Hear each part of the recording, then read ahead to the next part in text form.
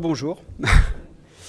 En attendant que la présentation se charge, moi, je n'ai pas déroulé ma présentation de la même façon que le professeur Mariette, qui a fait vraiment un panel de toutes les directions que doit avoir la médecine du futur et les pistes de recherche. Moi, je me suis vraiment centralisé sur la médecine de précision, c'est-à-dire quel effort de recherche on met en œuvre pour essayer de trouver quel est le bon médicament pour le bon patient dans les maladies inflammatoires chroniques intestinales.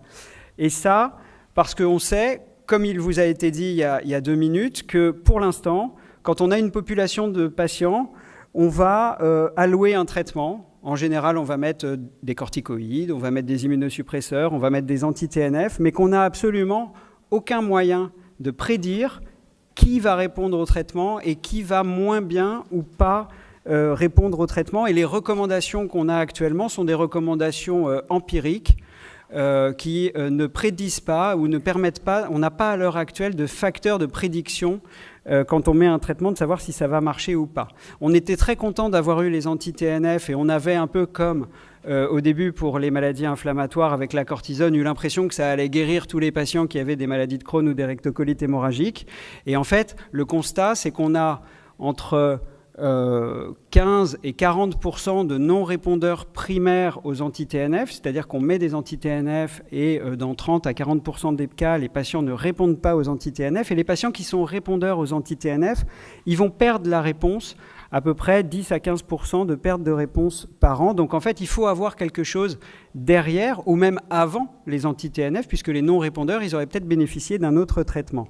Et donc, en fait, on peut se dire, on est content, on a des médicaments qui arrivent et si les anti-TNF ne marchent pas, ce n'est pas très grave parce qu'on a d'autres molécules, heureusement, qui viennent, les anti-intégrines, les anti-JAK, comme on vous a parlé, les anti-IL-23, d'autres molécules qui sont extrêmement efficaces. Mais le problème, c'est qu'à chaque poussée, l'intestin va s'abîmer.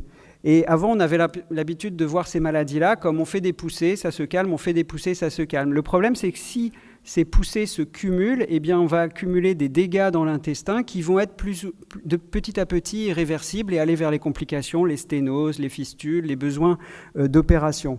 Et donc, la vision qu'il faut maintenant avoir, c'est il y a une fenêtre d'opportunité, c'est-à-dire qu'au début de la maladie, il faut rapidement trouver le bon traitement pour essayer d'éteindre le cours évolutif de la maladie et d'éviter d'aller vers les complications.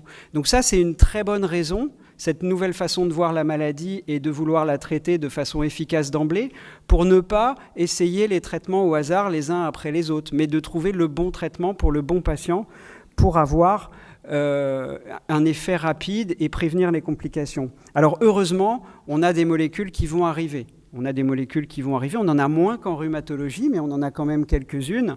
Et donc, on va pouvoir proposer ces traitements-là. Mais on va avoir un problème de riche. Le problème de riche, c'est quel médicament je vais utiliser. Et donc, on a besoin de savoir si on peut trouver des facteurs biologiques qui, chez certaines personnes, vont dire ce médicament-là a plus de chances de marcher qu'un autre. Et ça, c'est extrêmement compliqué à faire dans les maladies inflammatoires chroniques de l'intestin. Les maladies inflammatoires chroniques de l'intestin ne sont pas des maladies génétiques. Cette médecine de précision basée sur les gènes, elle est possible dans le cancer. Dans le cancer, il y a des tumeurs qui expriment des mutations et on sait quand il y a telle ou telle mutation qui est exprimée par les tumeurs qu'on va répondre à telle ou telle chimiothérapie.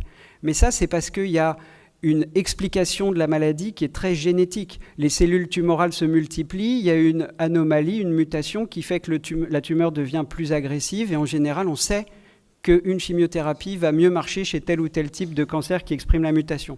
Les maladies inflammatoires chroniques de l'intestin, c'est des maladies multifactorielles. On sait que c'est des facteurs environnementaux qui vont générer une inflammation dans la paroi intestinale de l'hôte parce que son système immunitaire va être perturbé, parce que sa flore intestinale va se modifier, parce que les équilibres ne vont pas bien se faire. Mais tout ça est très variable d'un individu à l'autre.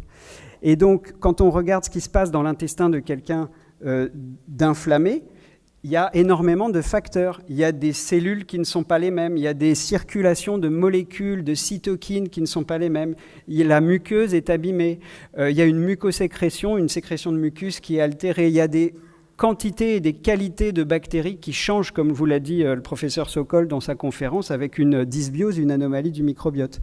Donc en fait, il y a tous ces facteurs-là qui peuvent, et qui sont très nombreux, et qui peuvent expliquer que la maladie est différente d'un individu à l'autre. Et donc, on peut, si on dissèque tous ces mécanismes de la maladie, le système immunitaire, la flore, les réponses cytokiniques, quels sont le type d'inflammation, quelles sont les molécules de l'inflammation, quels sont les facteurs d'environnement, est-ce que le patient fume, est-ce que le patient ne fume pas, tout ça va avoir un poids différent dans l'expression de la maladie. Et on imagine de façon théorique que c'est en partie en raison de cet assemblage de Lego qui va être différent, de briques de couleurs différentes d'un patient à l'autre, que ça va probablement jouer sur la capacité de répondre ou ne pas répondre à des traitements différents. Alors techniquement, on peut étudier tout ça. On peut faire des prises de sang, on peut faire des biopsies, on peut faire des analyses de sel et on peut caractériser parfaitement quelqu'un de la tête aux pieds, de savoir quels sont ses gènes, quelle est son analyse de microbiote. Tout ça, c'est des analyses qui ne sont pas faites en routine, c'est pas possible dans un laboratoire, mais dans un laboratoire de recherche, on peut le faire. C'est extrêmement coûteux, c'est heureusement de moins en moins coûteux, mais ça va donner une somme d'informations qui est énorme. C'est-à-dire qu'on va avoir des milliers de gènes, des milliards des millions de bactéries par individu, et tout ça, ça va faire une liste de données par individu qui est absolument indigeste, et le cerveau humain n'est pas capable de les gérer, n'est pas capable de les classer. Et donc, on attend beaucoup de l'analyse informatique et mathématique et de ce qui est très à la mode à l'heure actuelle, que vous entendez partout, qui est l'intelligence artificielle. Mais effectivement, il va falloir faire appel à ces techniques-là si on veut avancer dans la compréhension de ces maladies complexes. Alors les experts qui se sont penchés sur comment on va faire la médecine de demain et la médecine de précision, ça fait déjà quelques années, cette revue, elle date d'il y a plus de 2 ans, avait dit c'est facile, la médecine de demain, on va faire toutes ces analyses-là, on va mettre ça dans des ordinateurs, et puis ça va classer les gens entre il faut donner un anti-TNF ou il faut donner un anti-JAK, et puis ça va aller très bien comme ça. Bon, est-ce qu'on a des pistes à l'heure actuelle pour penser que ça va fonctionner, cette affaire-là? Parce que ça apparaît facile sur le papier, mais est-ce qu'en vrai ça fonctionne? Alors, ça pourrait fonctionner, mais il faut faire des cohortes extrêmement bien construites, extrêmement bien phénotypées, on dit. C'est-à-dire qu'il faut constituer des groupes d'individus qui vont avoir des caractéristiques quant à leur réponse au traitement qui vont être parfaitement définies. Et ça, c'est très compliqué. C'est très compliqué, c'est très coûteux, il faut être très rigoureux. Mais si on le fait, et si on fait cet effort-là, c'est possible. Mais c'est la première étape. La deuxième étape, c'est qu'il faut choisir les bons paramètres. Il ne faut probablement pas partir à la pêche à la ligne et tout faire. Regardez tous les gènes, regardez tout le microbiote, regardez tout ça. Parce que si on fait ça, c'est extrêmement coûteux, on part dans tous les sens. C'est probablement bien, mais il faut avoir des millions de millions de millions. Pour des maladies qui sont les maladies dont on s'occupe ici, c'est probablement pas un enjeu encore de santé publique qui le justifie. On n'aura pas les moyens de faire ça si on est raisonnable. Alors, est-ce qu'il y a déjà des gens qui ont essayé, qui ont découvert des choses? Oui. Il y a une étude assez récente qui a montré que des patients qui répondaient ou qui ne répondaient pas aux anti-TNF dans la rectocolite hémorragique exprimaient une cytokine inflammatoire qui était l'oncostatine M, et les patients qui avaient un taux élevé d'oncostatine M dans leur biopsie étaient des moins bons répondeurs aux anti-TNF. C'est une étude préliminaire, elle n'a pas été validée, mais on commence à avoir quelques idées de marqueurs. Harry Sokol vous a dit, peut-être que quand on étudie le microbiote de certains patients, on peut peut-être essayer de voir qui va répondre ou pas répondre à certains traitements. C'est déjà le cas. Il y a eu des études, ça n'est pas passé en routine, mais il y a des études scientifiques qui montrent que des réponses à des chimiothérapies pour certains cancers, et notamment le mélanome, et notamment de l'immunothérapie, n'a pas la même efficacité et pas les mêmes effets secondaires selon qu'on a un microbiote plus ou moins équilibré ou plus ou moins altéré. Et dans 2 médicaments qu'on utilise dans les maladies inflammatoires chroniques intestinales, mais aussi en rhumatologie pour celui-là qui est le Stelara, l'ustekinumab, il y a une étude qui a montré qu'un profil de microbiote permettait d'associer une réponse statistique plus importante aux médicaments à 6 semaines d'utilisation. Il y a une étude équivalente pour un autre médicament qui est le vedolizumab, et donc on peut entrevoir la possibilité qu'en analysant plus finement le microbiote des patients, on va pouvoir séparer des patients qui seront plus à même de répondre à certaines thérapies. Nous, on s'est intéressé à un marqueur qu'on appelle les micro-ARN, c'est des petites molécules qui régulent l'expression des gènes, et donc on a regardé ce que devenaient des gens qu'on admettait à l'hôpital pour une colite sévère. Les colites sévères, c'est dangereux, il faut mettre des corticoïdes. Si ça ne marche pas, il faut très souvent opérer les malades ou mettre des anti-TNF ou de la cyclosporine. Et on n'a pas beaucoup de temps pour décider du bon traitement. Et tous ces traitements-là ont une efficacité équivalente statistiquement. Mais ce qu'il faut, c'est trouver le bon traitement pour le bon patient. Eh bien, en fait, on a regardé l'expression des micro-ARN à l'arrivée des patients et on a fait, par une analyse mathématique un peu compliquée, on a sorti un panel de molécules qui permettait de prédire la réponse aux corticoïdes à plus de 90%. Et puis, si les corticoïdes ne marchaient pas, est-ce qu'il fallait donner de la cyclosporine ou de l'infliximab? Et donc, ce panel-là, avec un algorithme mathématique, permettait de prédire la réponse dans plus de 80% des cas. Donc ça, c'est des études rétrospectives. On est en train de le valider en prospectif, c'est-à-dire sur des patients qui arrivent et chez qui on fait ce test. Mais on imagine qu'à l'avenir, probablement, faire une biopsie à l'arrivée du malade, faire une analyse de quelques marqueurs comme ça, permettra d'aider à la décision de qu'est-ce qu'il faut donner. Alors, quel est l'effort qu'on fait en France pour essayer d'arriver à cette médecine personnalisée? Il y a 2 gros programmes qu'on est en train de lancer, auxquels on participe, mais qui sont multicentriques, et plusieurs équipes y participent avec le soutien de l'AFA. On a un projet qui s'appelle Primer, qui est de faire de la médecine de la précision pour la rectocolite hémorragique. Et dans ce programme-là, on va constituer sur 5 hôpitaux parisiens, mais ensuite ça va être décliné dans toute la France, des patients avec une rectocolite active chez qui on va collecter des données et on ne va pas partir à la pêche. On sait, je vous ai montré que ce qui est important, ça a l'air d'être le microbiote, l'analyse de sel, et peut-être les micro-ARN, et peut-être aussi la sévérité endoscopique de la maladie, comment sont la maladie. Donc on va compiler ces 3 données-là, mais de façon extrêmement sérieuse et extrêmement bien faite, et ensuite on va essayer de faire des algorithmes pour savoir si ces malades-là vont avoir plus ou moins de chances de répondre à différents traitements. Et ces malades-là vont être traités par les biothérapies actuelles et les biothérapies futures. Et on espère avoir suffisamment de malades pour pouvoir avoir des scores qui prédisent la réponse à l'un ou l'autre de ces traitements. Et ensuite, on le validera dans un essai, c'est-à-dire qu'on proposera un traitement soit empirique, comme on le ferait avec les recommandations, soit guidé par le biomarqueur. Et on espère qu'en faisant le traitement guidé par le biomarqueur, les malades seront plus rapidement contrôlés de leur maladie. Il y a une autre cohorte qui s'intéresse, ça c'était pour la rectocolite hémorragique. Il y a une autre cohorte qui s'appelle la cohorte REMIND, qui s'intéresse et qui est multicentrique, nationale, qui a été construite avec le soutien de l'AFA, qui s'intéresse aux facteurs de récidive de la maladie de Crohn intestinale après une opération. Quand on enlève la partie terminale de l'intestin pour la maladie de Crohn et qu'on doit opérer, il y a un risque de récidive de la maladie qui est extrêmement important. Endoscopique, c'est plus de la moitié des patients qui récidivent endoscopiquement à moins d'1 an. Et ensuite, la récidive clinique à 3 ans, elle est importante. Donc là, c'est pareil.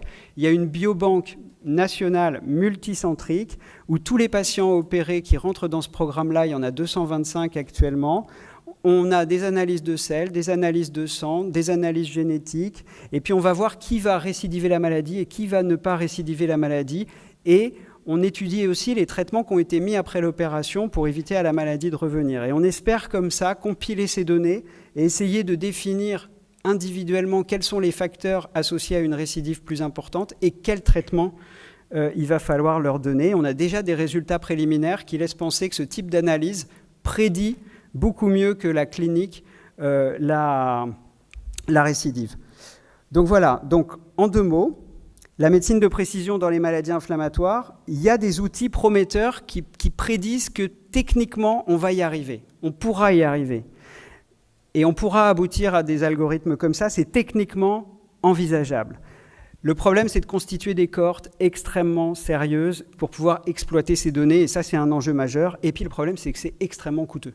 Tous les programmes dont je vous ai parlé, c'est financé par le grand emprunt, où on demande un financement par le grand emprunt, et il faut que politiquement, ce soit des maladies qui parlent à l'oreille des puissants. Donc, il faut activer ces réseaux, réseauter, puisque la maladie de Crohn et la rectocolite hémorragique, même si ça nous intéresse beaucoup ici, c'est pas un enjeu de santé publique. Et des gros programmes comme ça, eh ben, c'est aussi un peu normal. Ça va beaucoup aux neurosciences, au diabète, aux maladies cardiovasculaires, aux maladies neurodégénératives qui sont plus fréquentes, c'est vrai.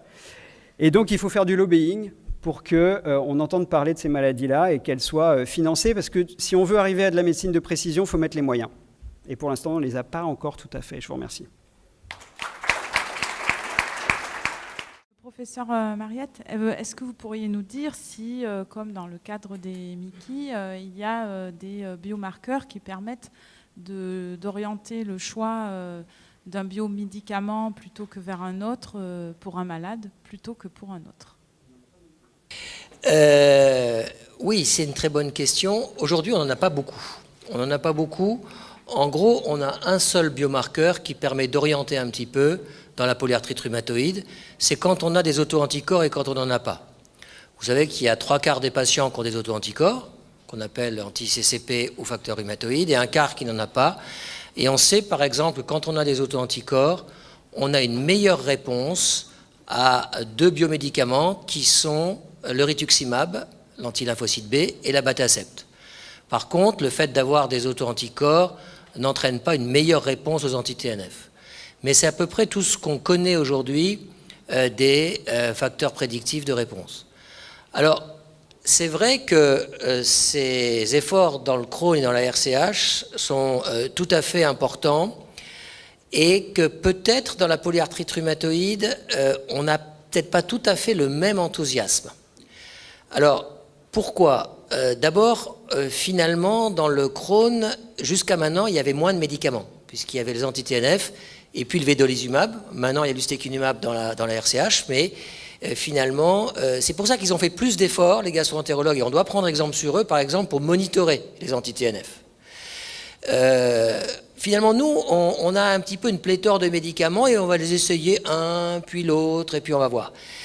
On a aussi des médicaments qu'on connaît bien, qui sont bien tolérés, et on a du mal à convaincre les collègues de dire que c'est important de choisir dès le début le bon.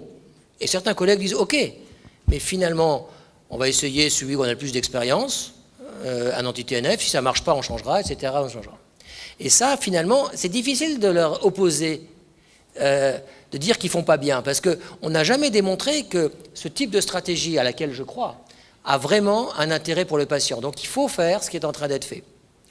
Alors il y a aussi un élément qui fait que les gastro-entérologues sont peut-être plus intéressés, c'est qu'ils sont en avance sur le microbiote. Forcément, ils ont une maladie de l'intestin, ils ont regardé ce qui se passait dans les selles.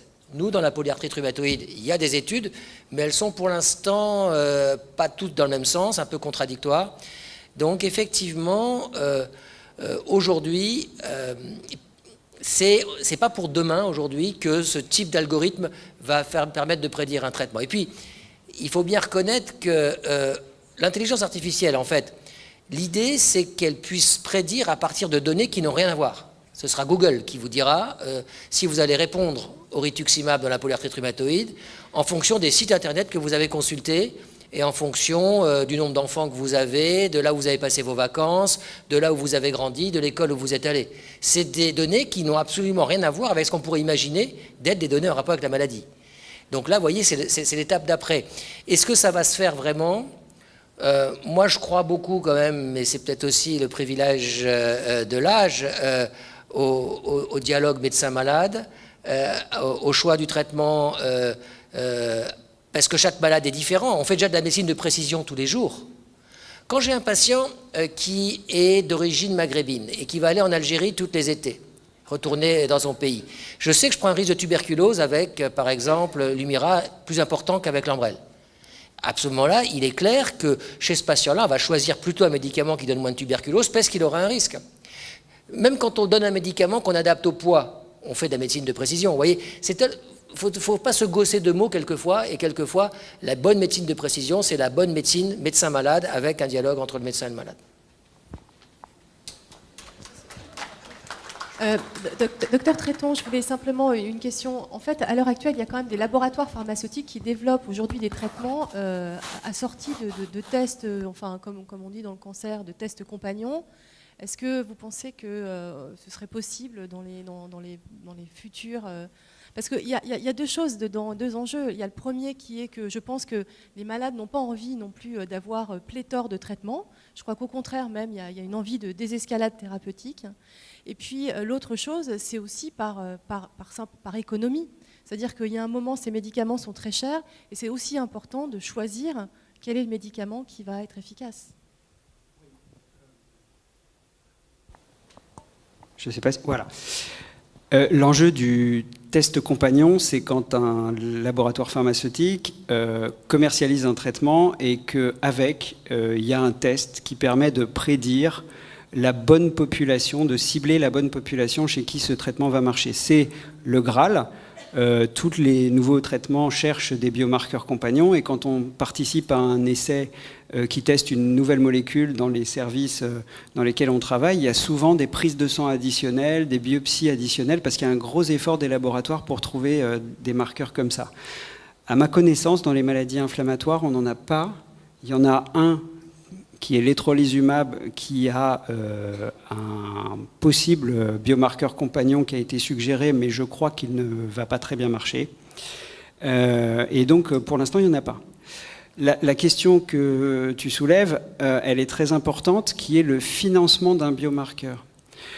Parce que même si on aboutit à des algorithmes qui vont aider à choisir le meilleur médicament, qui a la meilleure probabilité de succès, je suis tout à fait d'accord avec M. Mariette, ce ne sera pas l'algorithme qui va décider quel traitement on va donner. Ça va tenir compte effectivement du risque du médicament en fonction de l'état du malade, de son âge, du risque à lui donner. Mais on aura une information supplémentaire qui est, finalement, si j'ai le choix, celui-là va peut-être marcher un petit peu mieux. Après, ce biomarqueur, il va falloir le financer. Pour un industriel, financer un biomarqueur seul qui n'accompagne pas une thérapie coûteuse, ce n'est pas un investissement majeur. Donc on a énormément de difficultés à trouver un industriel qui finance un biomarqueur tout seul, isolé dans son coin et qui va prédire une réponse à plusieurs médicaments dont certains sont déjà génériqués.